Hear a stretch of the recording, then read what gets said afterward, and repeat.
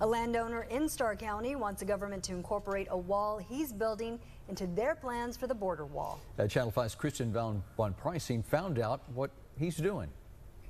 Along the Rio Grande in Starr County, the government has been wanting to build a border wall for several years now. The person who owns this property already started building what he calls a levee wall, and he's continuing the construction. He wants the government to understand and work with the plan that he has. Dirt is getting moved here at this corner of Starr County. The banks are being reshaped. Concrete foundations and rebar are going in. This piece of land is getting reshaped into a future solar energy site. Its owner, Bill Thomason, bought this land last year.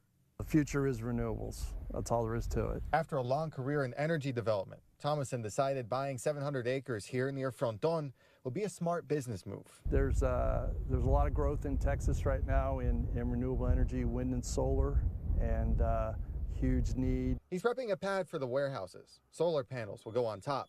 Inside those warehouses, they'll be building more solar equipment. The levee protects the investment. It's about as long as a football field. Thompson says as he was developing his site, he got a letter from the government. They wanted his land where he was going to put his solar panels, saying, "We're going to run right through your solar farm." They didn't know we were putting a solar farm in the time with the bollard wall. I got this map like 2 days after we closed. I'm like, what? This isn't happening.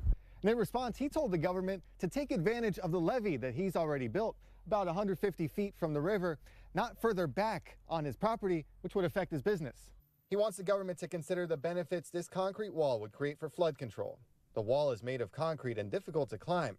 He says this location isn't just commercial, but a site for recreation. If you come out to the river's edge and you put something that we can all use and it opens us up to this view and everything, that increases the value of the property. It's also keeping our neighbors from flooding too. Now he'll be testing the design of his solar panels along this levee. He plans to build more, as long as the government's plans don't affect him. And Thomason says he's still working with the state to expand his alternative energy site here along the Rio Grande, and he's waiting to hear back from the federal government about what they'd like to do with this. In Starr County, Christian von Preissing, Channel 5.